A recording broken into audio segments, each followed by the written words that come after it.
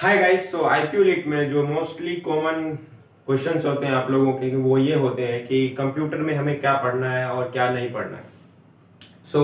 किस तरह के क्वेश्चन आते हैं, किस टॉपिक में से क्वेश्चंस आते हैं। मैं आप लोगों के लिए ये कंप्यूटर सीरीज लेकर के आया हूँ, जिसमें मैं आपको बताऊंगा कि आप लोगों को किस टॉपिक को रीड आउट करना है, किस टॉपिक में किस पार्ट को पढ़ना है, ठीक है ना, और कहाँ से क्या चीज़ें आपको कंप्यूटर में मिलेगी।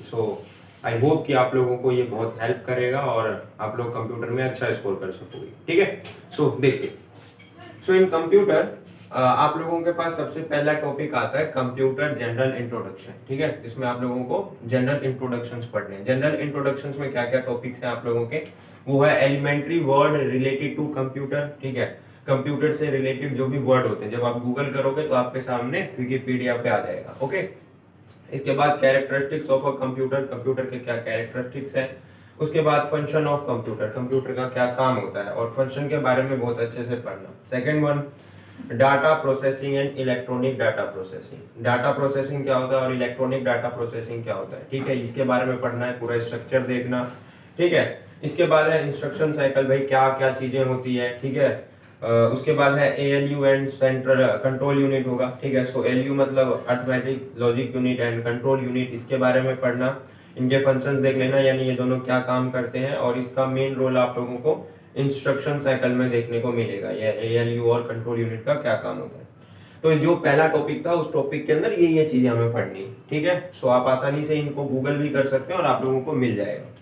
फिर है सेकंड टॉपिक है आप लोगों का डेवलपमेंट ऑफ कंप्यूटर, यानी कंप्यूटर का डेवलपमेंट, कैसे पहला कंप्यूटर बना, कब बना, किसने बनाया, ठीक है, कंप्यूटर वर्ड का यूज किसने किया, ये सारी चीजें। कंप्यूटर का इवोल्यूशन। फिर है इनियाक, इट्सैक और यूनिवैक, ठीक है। अब इनके बारे में, यानी इन जनरेशन ऑफ कंप्यूटर के बारे में पढ़ना।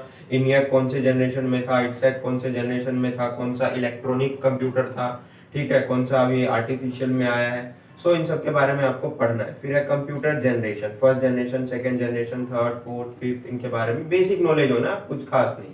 फिर है input and output devices, input और आउटपुट डिवाइसेस के बारे में क्वेश्चंस आते ही हैं। आपको 4 ऑप्शंस दिए होंगे, आपको क्लासिफाई करने होंगे, यानी बताना होगा कि इनमें से कौन सा इनपुट डिवाइस है और कौन सा आउटपुट डिवाइस है, लाइक माउस, कीबोर्ड, ठीक है, मॉनिटर, इन सब के बारे में पूछता है। तो ये तो हो गए भाई, इस टॉपिक के अंदर ये चीजें पढ़नी है। फिर है मेमोरी, मेमोरी में आपको क्या पढ़ना है, डाटा रिप्रेजेंटेशन पढ़ना है, टाइप ऑफ मेमोरी पढ़ना है, भाई रैम रोम जो भी है, ठीक है, वो आपको पढ़ना है, जरूर पढ़ना।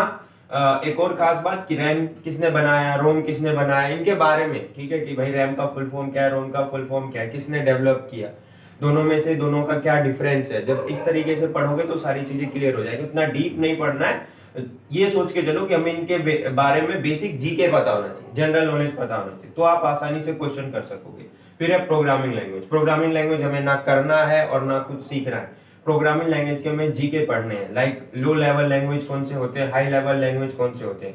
लो लेवल लैंग्वेज या हाई लेवल लैंग्वेज की खोज किसने करी थी, उनके साइंटिस्ट के नाम याद रखो, ठीक है। लो लेवल लैंग्वेज में कौन कौन से आते हैं, हाई लेवल लैंग्वेज में कौन कौन से आते हैं, जावा की खोज किसने करी थी, ठीक है, सी प्लस प्लस किसने बनाया, सी किसने बनाया, इन सब के बारे में पढ़ना है।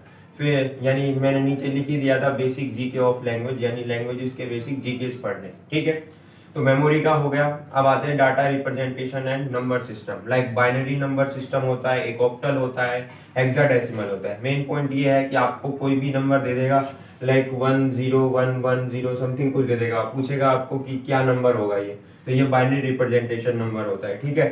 तो आपको बेसिक पता होना चाहिए कि बाइनरी से ऑक्टल कैसे कन्वर्ट करेंगे, ऑक्टल से हेक्साडेसिमल कैसे कन्वर्ट करेंगे, हेक्साडेसिमल से ऑक्टल या ऑक्टल से बाइनरी, यानी कन्वर्जन आपको पता होना चाहिए। 5-5 मिनट की क्लिप्स ऑफ वीडियोस होती हैं जो आपको कहीं पर भी मिल जाएगी, या मैं कोशिश करूंगा कि कन्वर्जन की वीडियोस मैं खुद ही अपलोड कर दूं, ओके ना। सॉफ्टवेयर के बारे में पढ़ना है आपको, सॉफ्टवेयर एंड ऑपरेटिंग सिस्टम, कि भाई सॉफ्टवेयर क्या होता है, ऑपरेटिंग सिस्टम क्या होता है, कौन कौन से सॉफ्टवेयर मौजूद है हमारे पास, लाइक लिनक्स कौन सा है, मतलब जीके आएंगे आपके पास, कुछ ऑप्शंस होंगे, बताने होंगे इसमें से कौन सा सॉफ्टवेयर है, कोई एक सॉफ्टवेयर नहीं होगा, ठीक है। प्रोग्रामिंग लैंग्वेज में ऐसा हो सकता है कि भाई 4 ऑप्शन है, उनमें से एक लैंग्वेज होगा ही नहीं, बाकी 3 लैंग्वेज होंगे, तो आपसे पूछा होगा कि इनमें से कौन सा प्रोग्रामिंग लैंग्वेज नहीं है। तो इस तरीके से आपसे क्वेश्चन पूछेगा। जैसे पिछली बार पूछा था कि जावा का फाउंडर कौन था, पिछली बार ये भी पूछा था कि कंप्यूटर वर्ड का यूज सबसे पहले किसने किया था, ठीक है। इसके अलावा बेसिक डाटा कन्वर्जन में से बाइनरी पे पूछा हुआ था। तो मैंने ओवरऑल जो भी चीजें आपसे पूछी जाती है वो मैंने आपको बताया। इसके अलावा और किस पे आता है क्वेश्चन, वो आता है internet, like uses of internet, internet के यूजेस पे क्वेश्चन आ सकते हैं, वेब ब्राउजर पे आ सकते हैं, और इंटरनेट प्रोटोकॉल यानी आईएस पे भी आपको पूछे जाएंगे, ठीक है ना। ठीक है, सो इसका होगा internet service provider, not internet protocol, मैं देख नहीं पाया। सो इसके अलावा और क्या चीजें आएंगी, इसके अलावा आपको कुछ नहीं करना। जब आप इन टॉपिक्स को पढ़ लें और नोट्स बना लें तो आपको कुछ नहीं करना, फिर आपको गूगल पे सर्च करना है जीके ऑफ कंप्यूटर, और उसके बाद खुद से क्वेश्चंस परफॉर्म करने, ठीक है। सो बेसिक जीकेस भी आप लोगों को देखने हैं, ठीक है।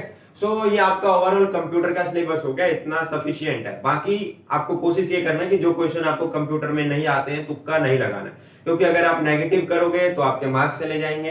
तो ओवर स्मार्ट मत बनना कि भाई ये हो गया तो टिक लगा दिया, फिर आपकी रैंक जो भी आ रही होगी उससे और खराब हो जाएगी, ठीक है ना। सो कंपटीशन बढ़ चुका है, कंपटीशन इसलिए बढ़ गया क्योंकि बाकी कॉलेजेस निकल गए आईपीयू में, अब बचे हैं जो भी प्राइवेट।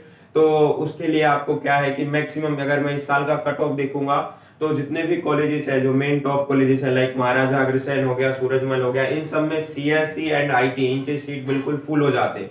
अगर सीट खाली बचती भी है तो वो ईसी वगैरह में। अगर आपको सीएससी एंड आईटी चाहिए तो आपको कोशिश ये करना होगा कि मिनिमम 2 से 300 रैंक के बीच में आपको चाहिए, ठीक है। अगर आप जनरल कैटेगरी से है तो आपको 200-300 रैंक चाहिए जब आपको आईटी मिल जाएगी, ठीक है। शिफ्ट से कोई मैटर नहीं करता, मॉर्निंग मिले या इवनिंग। सो आपको कोशिश करना है कि चीजें जितना बेहतर तरीके से आप पढ़ सके उतना बेहतर तरीके से पढ़े। इनमें से कुछ टॉपिक्स और कुछ ऐसे पार्ट्स होंगे जो मैं खुद ही डेवलप करूंगा, ठीक है ना, आपके नोट्स में। और कोशिश ये करूंगा कि वीडियोस भी मैं उनके अपलोड कर दूं। अगर आप लोगों को नोट्स और मटेरियल परचेज करना है तो आप कांटेक्ट कर सकते हैं। ईमेल आईडी जो है मैं लिख भी देता हूं,